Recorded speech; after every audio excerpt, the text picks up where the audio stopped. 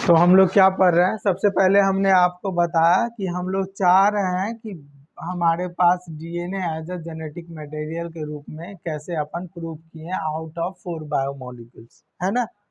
इसमें हमने आपको ग्रिफिथ के experiment that is the transforming principle को पहले बताया।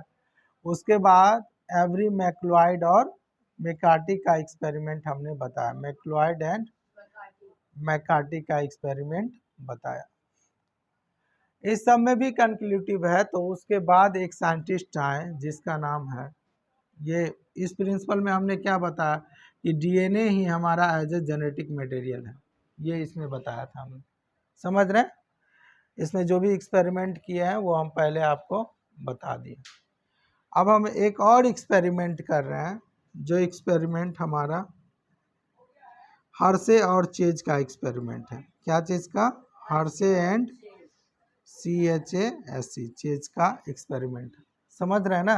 हर्शे एंड चेज का एक्सपेरिमेंट सबसे मोस्ट इम्पोर्टेंट है, ये आपको एग्जामिनेशन पॉइंट का व्यू से भी पूछ सकता है, समझ रहे हैं। इस एक्सपेरिमेंट में हम लोग कौन सा एक्सपेरिमेंट करते हैं, ये हमारा ट्रांसडक्शन प्रिंसिपल भी कहलाता है या ट्रांसडक्शन एक्सपेरिमेंट भी कहलाता है। इसमें देखिए अपन क्या करते हैं। ये एक्सपेरिमेंट हमारे लिए सबसे ज़्यादा ज़रूरी है, इस बात को याद रखना है। कौन कौन से साइंटिस्ट कौन एक्सपेरिमेंट कर रहे हैं ये भी अपन को ध्यान रखना, समझ रहे हैं ना। हर्शे एंड चेज ने 2 एक्सपेरिमेंटल ऑर्गेनिज्म सेलेक्ट किए थे, जिस तरह से ग्रिफिथ ने भी एक्सपेरिमेंटल ऑर्गेनिज्म सेलेक्ट किया था, एक माउस लिया था और दूसरा उन्होंने स्ट्रेप्टोकोकस निमोनी लिया था, तब ना निमोनिया कॉज किया और माउस मर गया। उसके 2 स्ट्रेन लिए थे, स्मूथ और रफ स्ट्रेन, समझ रहे हैं ना। लेकिन हर्शे एंड चेज के एक्सपेरिमेंट एकदम साधारण सा एक्सपेरिमेंट है और अच्छा एक्सपेरिमेंट है, जिसके थ्रू अपन मालूम चल जाएगा कि हमारे पास जो डीएनए है वो एज ए जेनेटिक मटेरियल है। कोई भी चीज़ अपन पहले डेटा के थ्रू करते हैं, जब एक्सपेरिमेंट आ जाता है तो हम लोग को पढ़ने में आसानी होती है, लेकिन ये बहुत क्रिटिकल रहता है। तो यहाँ पे 2 चीज़ें हम सेलेक्ट करते हैं। एक हमारा होता है बैक्टीरियोफाज। क्या चीज़? बैक्टीरियोफाज। फाज मीन्स होता है वायरस। क्या चीज़? वायरस, यानी वैसा वायरस जो बैक्टीरिया को इन्फेक्ट करेगा, समझ रहे हैं ना। यानी बैक्टीरिया को इन्फेक्ट करेगा तो बैक्टीरिया में डिजीज होंगे और फाइनली बैक्टीरिया क्या हो सकते हैं? मर भी सकते हैं। तो बैक्टीरियोफाज वैसे वायरस जो बैक्टीरिया को इन्फेक्ट करते हैं, समझ रहे हैं। और दूसरा उन्होंने मॉडल सेलेक्ट किया इकोलाई। क्या चीज़? इकोलाई, यानी इस इस्केरिसिया कोलाई कॉमन है, हम लोग के शरीर में भी पाया जाता है, समझ रहे हैं ना, डाइजेशन में भी हेल्प करता है। तो ये बैक्टीरियोफाज, इसमें T2 फाज लिया था, अभी अपन सिंपल बैक्टीरियोफाज समझेंगे। ये बैक्टीरियोफाज इस्केरिसिया कोलाई के अंदर ट्रांसड्यूस कर जाता है। ट्रांसड्यूस करने का मतलब, ये जो बैक्टीरियोफाज है ये इस तरह का है, जैसे हम लोग बैक्टीरिया फाज का स्ट्रक्चर क्या जानते हैं फाज के बारे में। Phage is the made up of nucleoprotein. क्या चीज़? Nucleoprotein. It means what? It is the made up of nucleic acid as well as proteins, समझ रहे हैं ना। ये ऊपर वाला पार्ट हमारा प्रोटीन्स का है, जिसको अपन कैप्सिड भी बोलते हैं और यहाँ पे हेड भी बोलते हैं। ये हमारा कैप्सिड हो जाता है, ये हमारा मिडल और ये हमारा टेल हो जाता है, समझ रहे हैं। इसके अंदर हमारा डिजीज कॉजिंग एजेंट हो जाते हैं, जो डीएनए या आरएनए हो सकते हैं। यहाँ पे हम लोग डीएनए लेते हैं, समझ रहे मेरी बात? समझ रहे बेटा? तो एक कंप्लीट स्ट्रक्चर हम किसका बनाए हैं? बैक्टीरियोफाज का। बैक्टीरियोफाज का। यह वह वायरस है जो बैक्टीरिया को क्या करता है? मारता है, या फिर बैक्टीरिया के अंदर जाके अपनी संख्या को बढ़ाता है। वायरस का सबसे अच्छी बात क्या है मालूम है आपको? ये आउटसाइडर रहते हैं तब तो डेड रहते हैं, लेकिन जब ये अपने होस्ट में जाते हैं तो नंबर ऑफ इंक्रीजमेंट करने लगते हैं, यानी अपने संख्या को बढ़ाने लगते हैं ना। तो ये हमारा बैक्टीरियोफाज हुआ। अब ये बैक्टीरिया ये जो हमारा बैक्टीरियोफाज है, ये इस्केरिसिया कोलाई, मान ले ये हमारा कोई बैक्टीरिया है, इस्केरिसिया कोलाई, समझ रहे हैं ना। तो ये इसका क्या हो जाता है, डीएनए हो जाता है। और इसके बहुत सारे मतलब जो अपन पहले पढ़े हुए थे सो यहाँ पे ये बैक्टीरियोफाज इसको इन्फेक्ट करता है। तो सबसे पहले क्या होगी, अटैचमेंट होगी। अटैचमेंट होने के बाद यहाँ पे ये जो हमारे पास डीएनए है, ये डीएनए इसके अंदर जाएगा। समझ रहे बेटा, ये डीएनए इसके अंदर चला जाएगा, यानी सेल के अंदर चला जाएगा। समझ रहे हैं, सेल के अंदर चला जाएगा। जब सेल के अंदर चला जाएगा तो ये वाला जो कैप्सिड है, प्रोटीन पार्ट, ये हमारा बाहर ही रह जाएगा, आउटसाइड रहेगा ना, ये आउटसाइड रहेगा। और जितना बैक्टीरिया प्रोलिफरेट करेगा उतना संख्या इसका भी बढ़ेगा, साथ में इसके अटैचमेंट होने के साथ इसकी भी संख्या बढ़ती चली जाएगी ना। तो यहाँ पे ध्यान देना है, ये हमारा आउटसाइड रहेगा और ये हमारा इनसाइड रहेगा, यानी साइटोप्लाज्म में रहेगा ना, रहेगा कि नहीं रहेगा। ये हमारा बेसिक प्रिंसिपल है, we have to remember this principle. You understand my point. अब देखिए, हमने अभी तक कुछ नहीं बताया, वो जो प्रोसेस है ट्रांसडक्शन प्रोसेस, उसी प्रोसेस को बोलते हैं। किस प्रोसेस को, जिसमें बैक्टीरिया किसी पार्टिकुलर बैक्टीरिया को बैक्टीरियोफाज किसी पार्टिकुलर बैक्टीरिया को इन्फेक्ट करती है। यहाँ पे ये इन्फेक्शन हुआ, अपनी संख्या को बढ़ाया, तो ये भी एक प्रकार का मोड ऑफ रिप्रोडक्शन हो गया। समझ रहे हैं ना, जिसमें नंबर ऑफ संख्या ज़्यादातर बढ़ाते चले गए। समझ रहे हैं, ये कैरेक्टर हो गई ट्रांसडक्शन एक्सपेरिमेंट की। ये बात एक पहला पॉइंट हम लोग को याद रखना है, it is very important for class 12। समझ रहे हैं, हर्शे एंड चेज का एक्सपेरिमेंट। अब अगला पॉइंट देखिए, यहाँ पे HE हो सकता है या HAR, आप देख लेना। समझ रहे हैं, अब ध्यान से सुनिए, इसको मिटाओ, नहीं मिटाते, थोड़ा सा बताते हैं क्योंकि कॉपी पे उतारना। दूसरी बात है, हम यहाँ पे दो चीज़ें लिए हुए हैं, एक तो न्यूक्लिक एसिड लिए हुए हैं, जिसमें हमने न्यूक्लिक एसिड के रूप में डीएनए लिया है। समझ रहे हैं ना। दूसरा ये वाला पार्ट है जो हमारा प्रोटीन कंटेनिंग पार्ट है। क्या चीज़, प्रोटीन कंटेनिंग पार्ट है। समझ रहे हैं, एक प्रोटीन कंटेनिंग पार्ट हो गया, एक डीएनए। तो there are two things we have to observe. दो ही चीज़ के बारे में हम ज़्यादा आइडिया लगा सकते हैं कि जेनेटिक मटेरियल या तो हमारा डीएनए है या फिर आरएनए, प्रोटीन। क्या चीज़, प्रोटीन। या तो डीएनए है या फिर प्रोटीन। यही दो चीज़ों के बेसिक आइडिया हमको लगाना है। दो चीज़ों में हम लोग देखते हैं, एक हमारे पास डीएनए मतलब न्यूक्लिक एसिड मतलब न्यूक्लियोटाइड। क्या चीज़, न्यूक्लियोटाइड मतलब तीन चीज़ें, nitrogenous base, pentose sugar plus phosphate, है ना। ये किसका बनावट है, डीएनए का, न्यूक्लियोटाइड का। दूसरा हम लोग देखते हैं प्रोटीन है, तो प्रोटीन क्या चीज़ से मिलकर बना होता है, ये तो पॉलीन्यूक्लियोटाइड है, समझ गए। ये प्रोटीन हमारा पॉलीमर ऑफ एमिनो एसिड्स है, पॉलीमर ऑफ एमिनो एसिड। तो हमारा ये एमिनो एसिड्स का पॉलीमर है, एमिनो एसिड का पॉलीमर है। इस एमिनो एसिड्स में बहुत सारे ऐसे एमिनो एसिड्स होते हैं जो सल्फर कंटेनिंग है।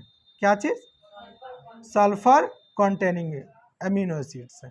सल्फर कंटेनिंग एमिनो एसिड्स हमारा किस में यूज़ होता है, जब अपन बाल को कर्लिंग करते हैं तो ब्यूटिशियन सब क्या करता है, sulphur containing amino acids use करते हैं, जो सल्फर बॉन्ड बनाता है, जिसके कारण हमारा बाल क्या रहता है, कर्ल्ड रहता है।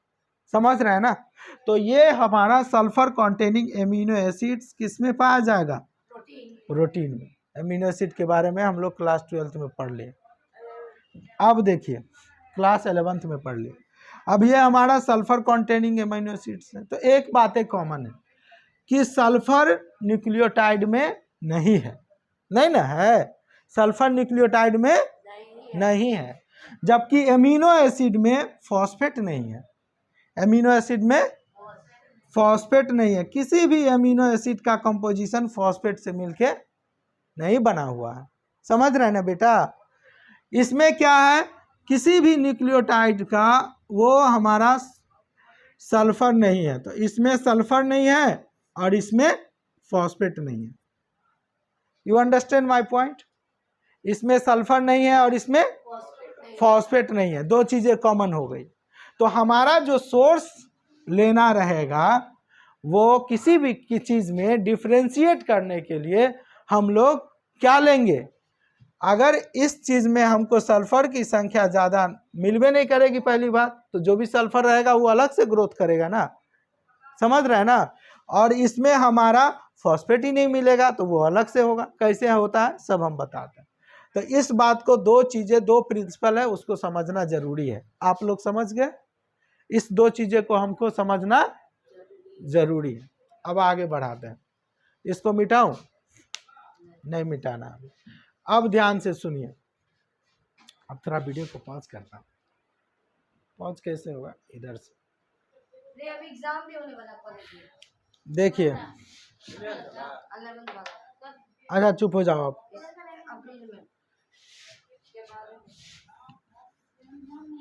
देखिए अपन इसको अब मिटा रहे हैं।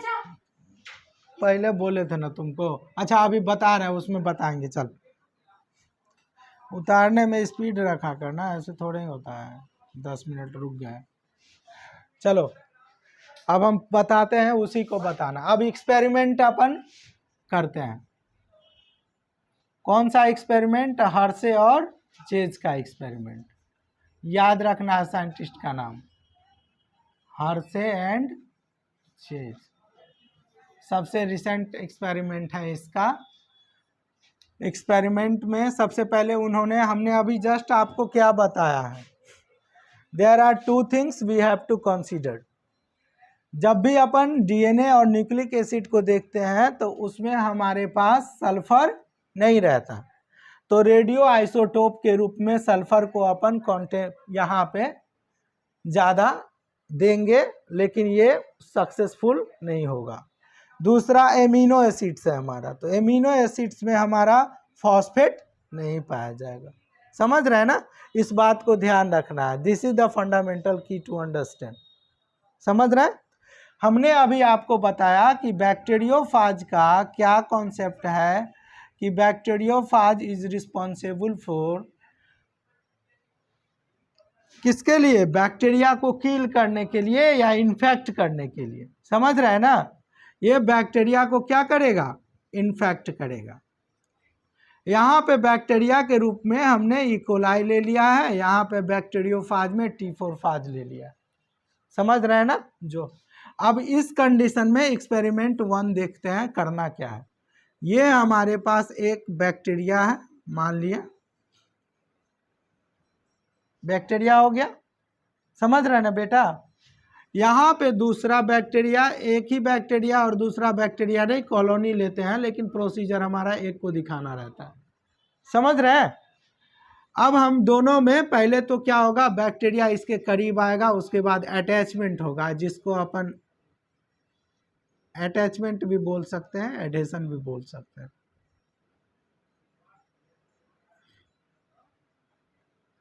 ये आया, ये भी आएगा।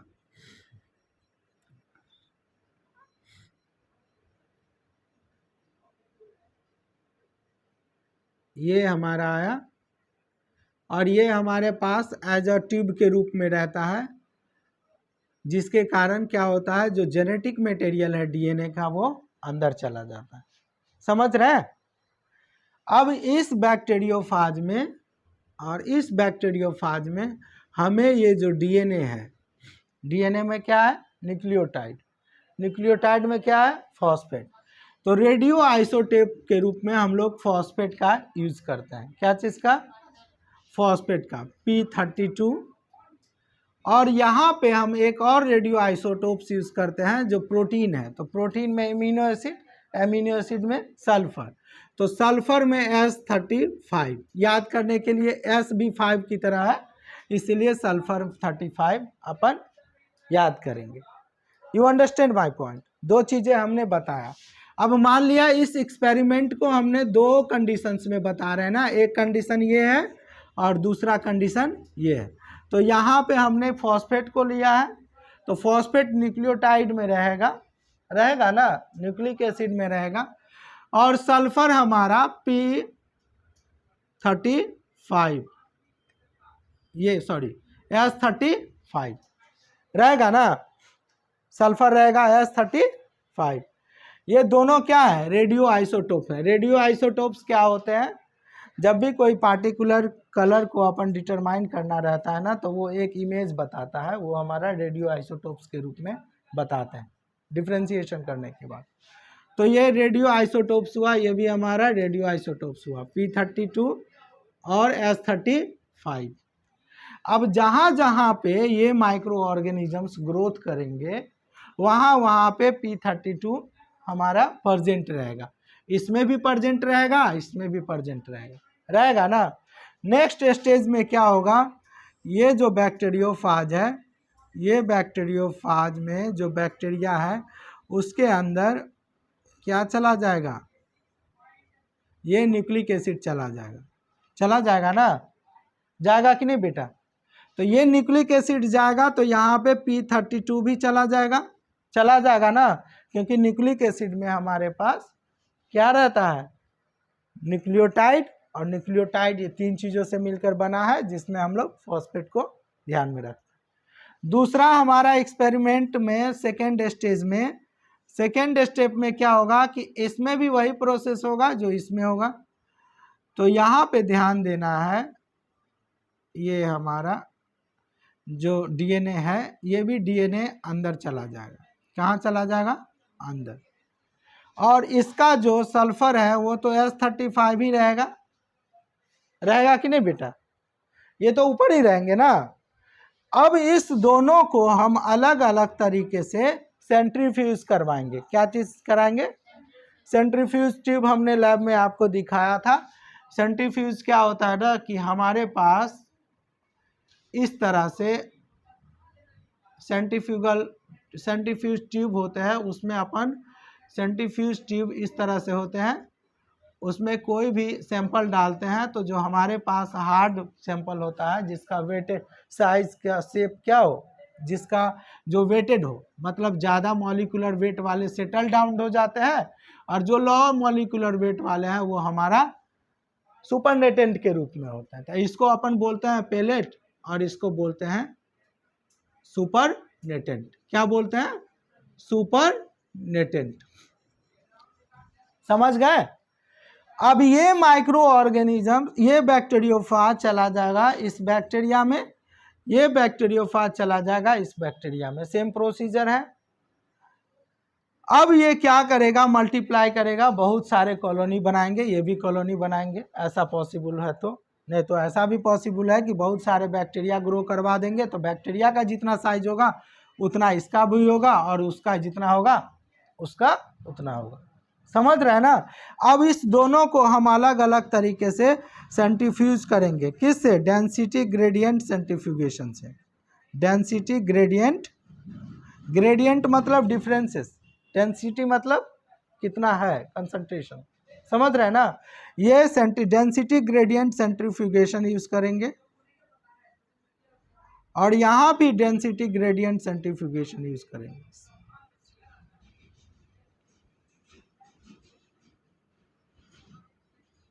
किसी को कोई दिक्कत होगा तो बताना, सेंट्रीफ्यूगेशन करेंगे। तो जो हमारे पास यहाँ पे एक ट्यूब बनेगा, इस ट्यूब में हमारे पास दो चीज़ें मिलेगी, एक तो सुपरनेटेंट मिलेगा, क्या चीज़ मिलेगा, सुपरनेटेंट, और एक मिलेगा पिलेट। मिलेगा ना बेटा, इसमें भी मिलेगा और इसमें भी मिलेगा। यहाँ भी हमारे पास पिलेट मिलेगा और यहाँ पे भी सुपरनेटेंट मिलेगा ना, मिलेगा। अब ध्यान देना है, ध्यान देने वाली बात है, सुनो। यहाँ सुपरनेटेंट के रूप में जो आएगा वो हमारा ये वाला कॉलोनी आएगा, यहाँ भी सुपरनेटेंट के रूप में ये वाला कॉलोनी आएगा कि नहीं, दोनों में यही आएगा ना। तो जब अपन इसका रेडियो आइसोटोप्स से देखेंगे तो ज़्यादा रेडियो एक्टिविटी कौन शो करेगा, ये तो डीएनए है इधर वाला, हमने रेडियो एक्टिविटी इसी पे अलाउ किया था ना, किया था कि नहीं। यहाँ पे P32 है, वो रेडियो एक्टिविटी शो करेगा ना, तो इसमें रेडियो एक्टिविटी शो करेगा, किसमें, पेलेट में, और यहाँ पे सुपरनेटेंट में रेडियो एक्टिविटी शो करेगा, क्योंकि